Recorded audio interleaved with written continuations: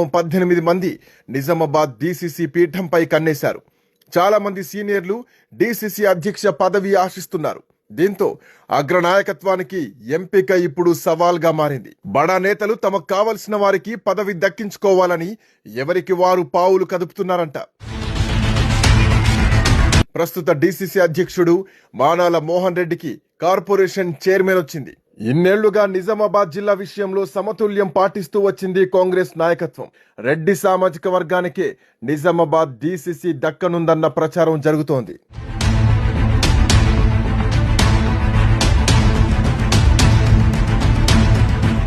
Market committee మాజీ chairman Nagesh Reddy, జిల్లాలో కీలకంగా ఉన్న నేతలు టీపీసీసీ చీఫ్ మహేష్ కుమార్ గౌడ్, మాజీ మంత్రి సుదర్శన్ రెడ్డి ఆశీస్సులు ఎవరికుంటే వారికే పదవి అన్న ప్రచారం నడుస్తోంది. ఎలాగైనా డీసీసీ పీఠం దక్కించుకోవాలని నగేష్ రెడ్డి గట్టి ప్రయత్నాలు చేస్తున్నారు. అయితే జిల్లా సీనియర్ నాయకుడు బోధన్ ఎమ్మెల్యే సుదర్శన్ రెడ్డి మాత్రం నగేష్ రెడ్డికి డీసీసీ ఇవ్వాలని ఒత్తిడి తెస్తున్నారంట. అయితే నగేష్ రెడ్డికి మెజార్టీ సభ్యులు మద్దతిస్తున్నట్లు చెబుతున్నారు.